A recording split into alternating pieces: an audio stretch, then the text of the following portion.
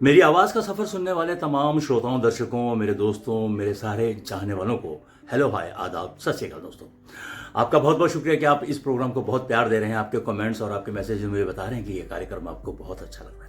पिछली कड़ी में हमने बात की थी कि हिमाचल प्रदेश में एक राष्ट्रीय खेल यानी कि विंटर स्पोर्ट्स होने वाली थी और उसकी उद्घोषणा हो चुकी थी कि हिमाचल में मनाली के सोलंग मलाना में वहाँ पर वो एक विंटर गेम्स होने वाली थी और हिमाचल प्रदेश उसको आयोजित कर रहा था और उसको कवरेज करने की जो जिम्मेदारी थी वो आकाशवाणी शिमला को आई थी।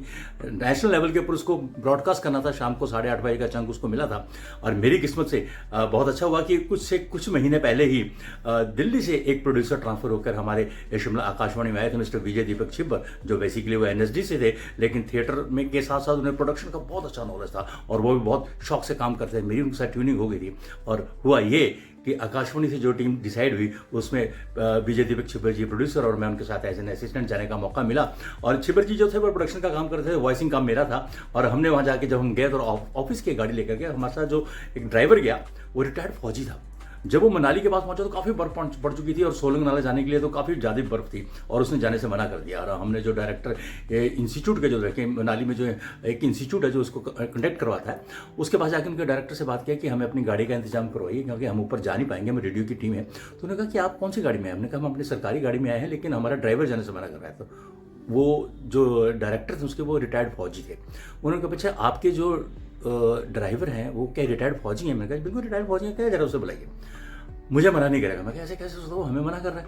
जैसे उसको बुलाया तो उन्होंने उसको अंदाज में पूछा, जवान क्या गाड़ी चलेगा? बोला यस चलेगा। क्या ऊपर तक जाएगा? यस जाएगा। और उसने हर चीज़ का जवाब यस में दिया क्योंकि उन्हें फौजी की डिसिप्लिन को मालूम था कि बॉस को मना नहीं करना। और उसके बाद हमारी गाड़ी चली और हम गाड़ी में वहाँ पर पहुँचे और बहुत मज़ा आया। लेकिन जो सबसे हैरानी वाली बात थी, सोलंग नाला में कम से कम 3 फुट तक बर्फ पड़ी हुई थी और उस बर्फ में खड़े होकर काम करना और नेशनल स्कीइंग कंपटीशन वहाँ पे हो रहा था और सबका। अब वहाँ पे ये दिक्कत आ गई कि जो हम इक्विपमेंट लेकर गए थे वो बहुत हैवी था, वो नीचे छूट गया। हमारे पास एक छोटा सा टेप रिकॉर्डर था।